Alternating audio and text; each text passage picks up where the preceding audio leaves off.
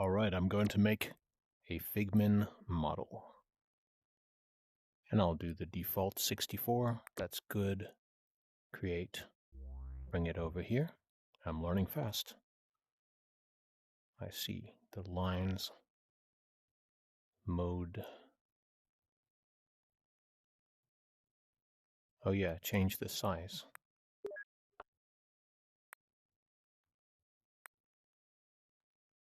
Can't go lower than 10.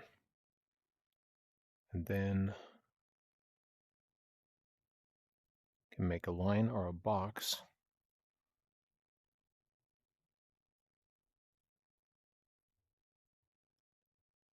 It's got to be inside the matrix here.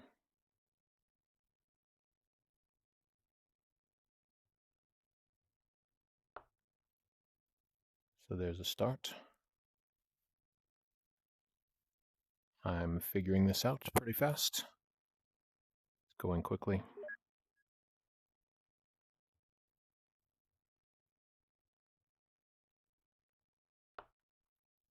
So just a nice square form.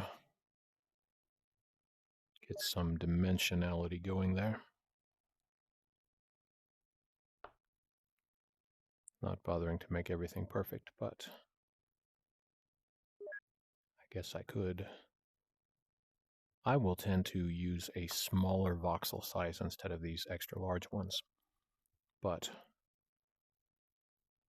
got some blue there, and maybe orange, or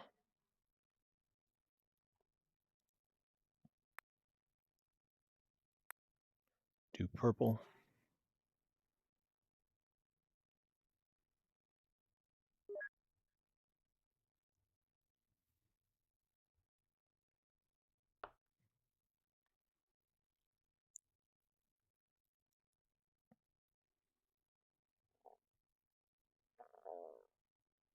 Just start with some very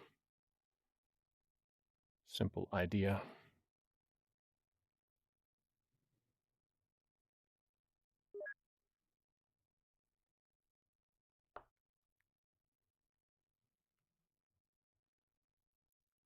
Frame of stuff happening in here.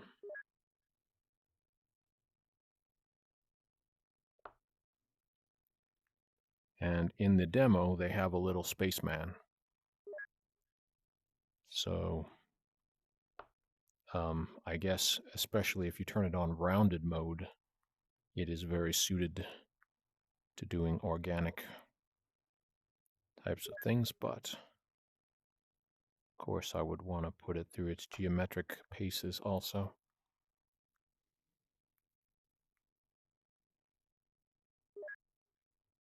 It's interesting to look at stuff like this. If you build with Lego or other building sets in your childhood or adulthood, because there are a lot of people streaming advanced Lego builds now that it is unlikely a kid would be able to think of or pull off.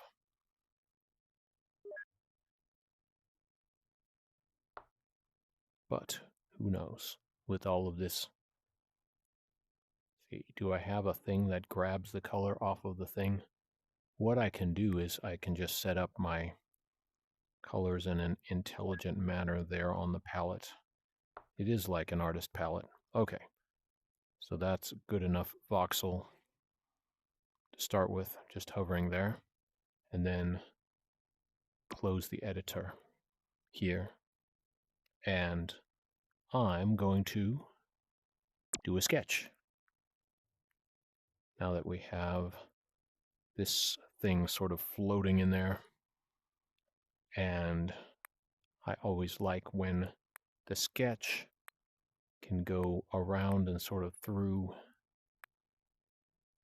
existing objects there. So duct tape, why not? Not duck like a quacking duck, but duct tape. But does it snap to the surface of this? Naturally.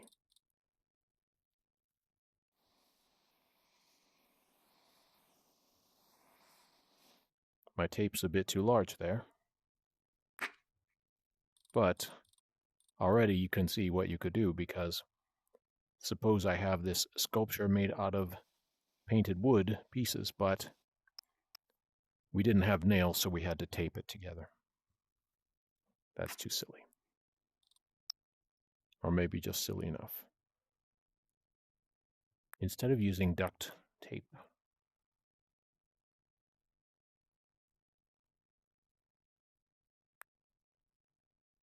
tapered unlit are tapered.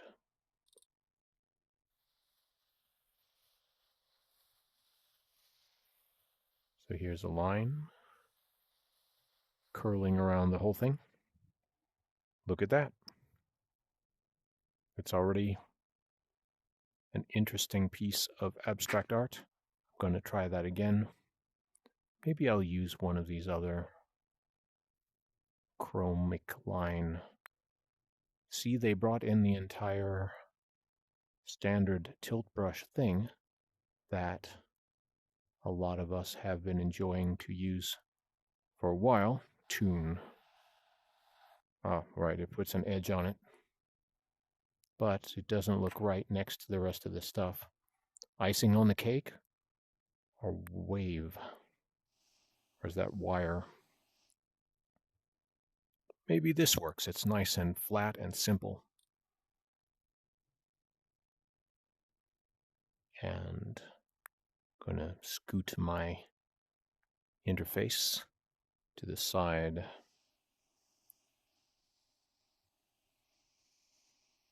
Yeah, I'm getting some three-dimensionality out of that. And in the recording, you can't see my home studio here, but it appears to be right in the room with all my other stuff, and that is cool. And if you play it in room set mode, whatever it's called, then it really positions the objects within your room. So that could be fun for kids, just playing around with a bunch of doodles and models of stuff that they have.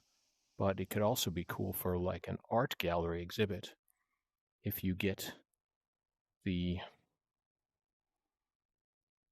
position of all of the features in the room that you're going to show off your artwork, and then make it specifically relate to that area.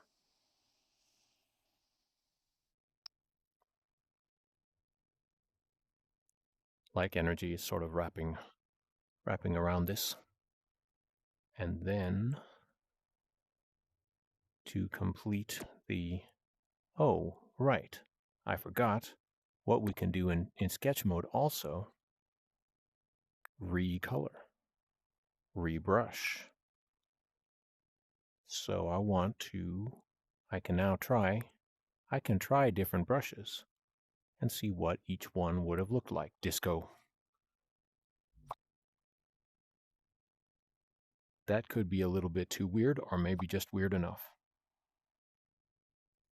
I'm rebrushing so it keeps the color. That's nice. Keeps the same color I was using. Now it really is starting to look like something that M.C. Escher might have created, because he had all of that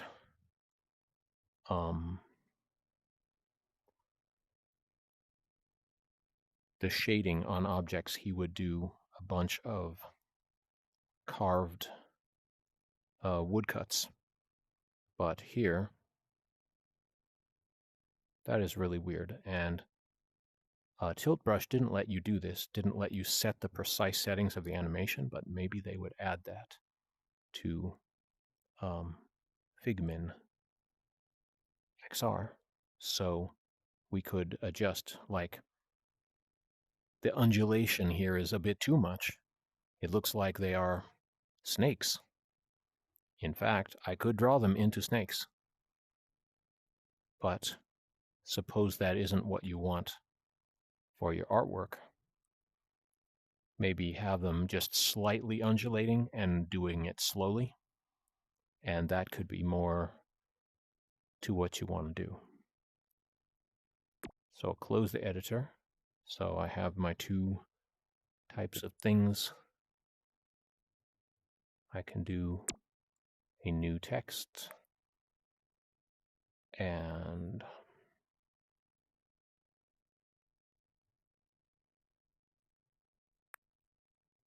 the letter S,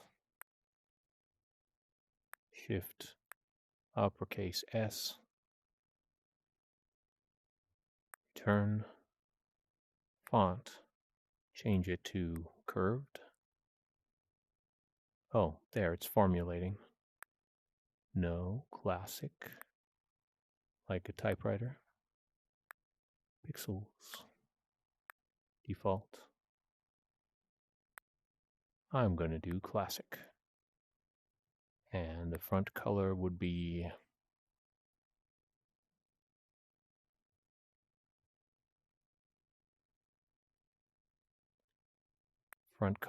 this,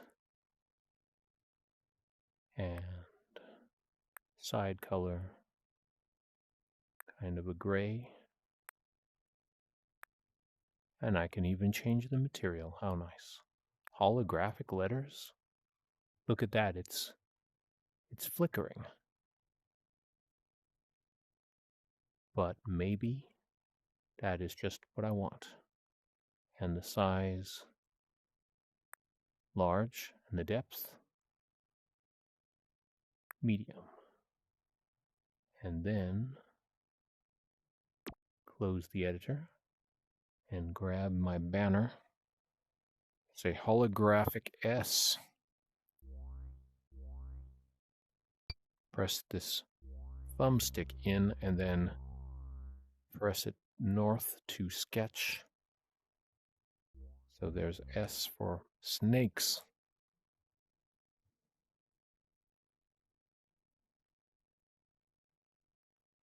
S stands for snakes.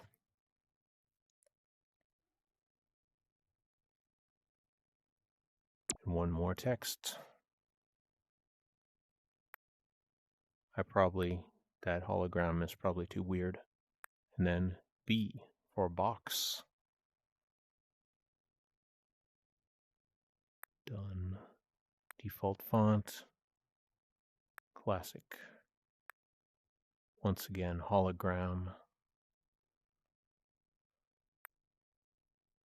Front color, red. Side color, deep blue. And accept. Once again, big. And we'll enlarge it even more. And the depth. Too much depth. That's a proper amount. And close that. Grab my other text. Hit the thumbstick. Scale it up. SB. I like this holographic style. It's got a neat look to it because it's always in motion also, just like the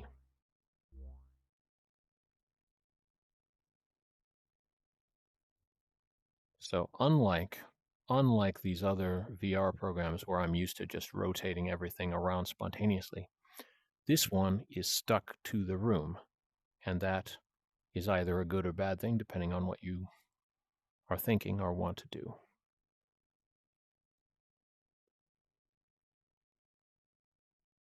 Am I going to try to make them look like snakes? Sure. Sketch.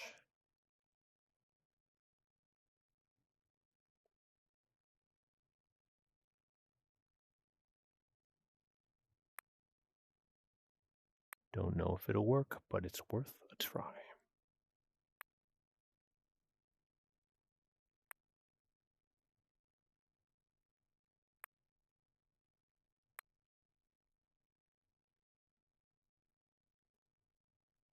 Spikes in case they need teeth, right? Perhaps just get silly with it and use some dark purple lines.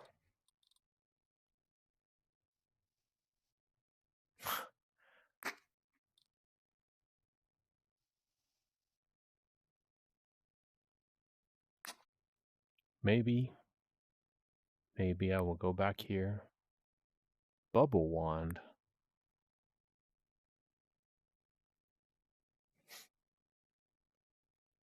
That's funny. Or strange. One of these I remember liking, Dr. Wiggles, because it's got this sketchy look to it. Might kind of fit into the... Oh, I still can't. I'm always making the zoom in gesture with my hands there, but in this app that doesn't work unless there is a mode in which it does work. So there's a silly eyes for the snake.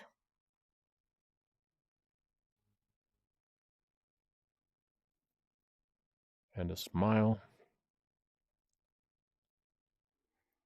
I don't know if that is really an improvement, but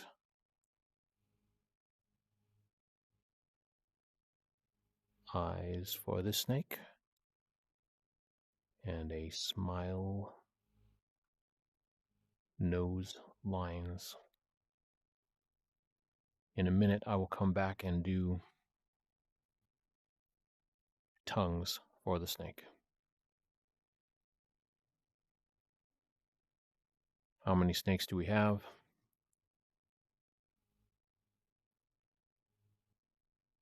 Wonder why the line is breaking like that.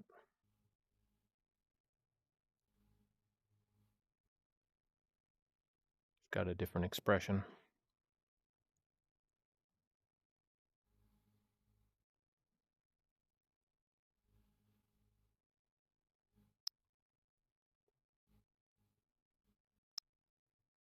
There. And red tongues.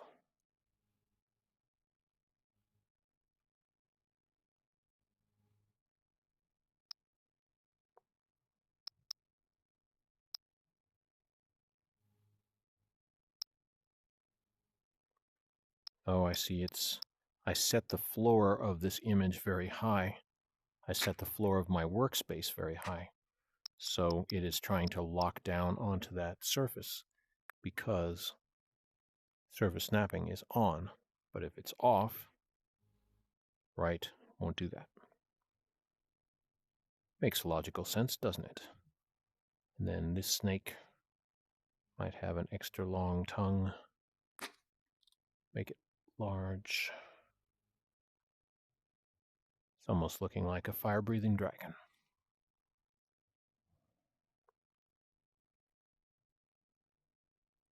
Snake blocks.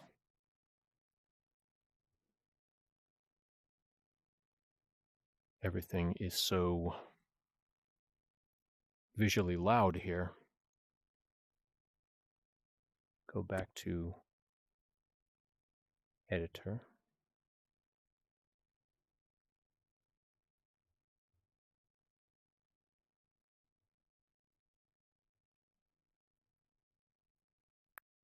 Go to my scene, and I'll go ahead and save the scene. Confirm. Grab the camera. Put it all in focus so it is recognizable what it is or might be. Snake blocks. Continue there. Put it in box A. 3 empty, saved. And there it is, easy. And now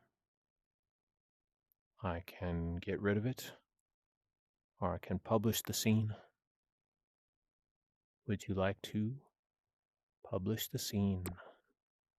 Confirm? All right. I need to make an account, and I'll do that. I'll publish it after this.